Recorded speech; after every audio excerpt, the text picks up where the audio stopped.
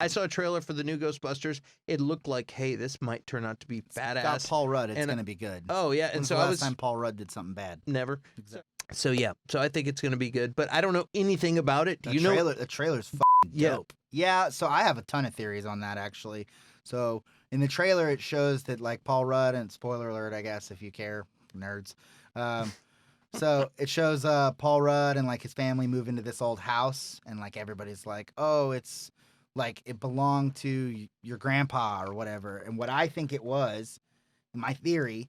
Do you remember when in the original Ghostbusters movie when they put a lien on Dan Aykroyd's house and take a 97% interest loan out on it to get the money to start the Ghostbusters? And he walks out of the office and he's like, you guys didn't even try to negotiate with him. And then Egon's like, at this rate, the interest over the course of the next 7 years will equal $973,000. And then he's like, I was born in that house.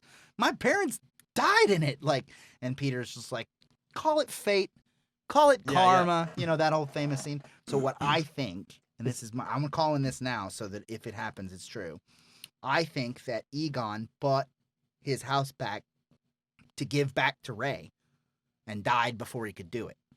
Oh. So like after Ghostbusters was big, Egon, as a nice like sentimental gift for starting the business, he bought Ray's old house back to give back to him.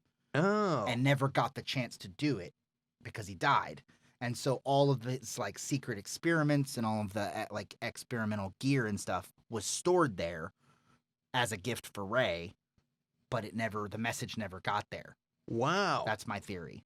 Because there's only one house ever talked about in Ghostbusters. And that's it. And it's Ray's house. And so it's like, why would there be a house in the middle of nowhere that belonged to one of the Ghostbusters? And, like, why would Egon buy a farmhouse in the middle of nowhere? And Ecto 1 was there too, right? Yeah, and Ecto 1 was Ray's car. Yeah. So it was his like pride and joy. So that's my theory, is that and I'm locking that in. I'm saying that's exactly what happened, was that Egon bought the house back, or maybe even teamed up with the other Ghostbusters as a surprise to get it back for Ray. Yeah. And then something happened and they just like forgot about it, you know, or maybe Ray died and he never got it back. We don't know what's happened to the real Ghostbusters in this whole new story. I don't know who's related to who, but that's my theory, is that it's Ray's house, which would be amazing. Like, what a callback that would be.